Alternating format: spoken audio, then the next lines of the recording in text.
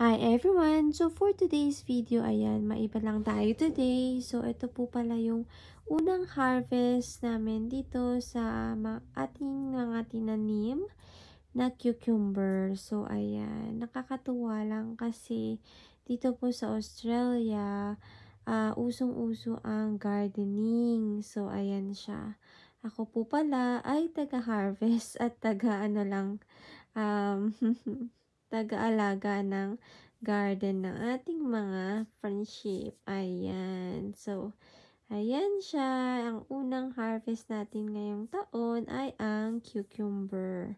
Ayan. Meron pa siya dun sa kabila eh. Tapos, next time itour natin kayo sa aming mini garden. So, eto, ayan, medyo dalawa na ata yung ano niya, bunga niya.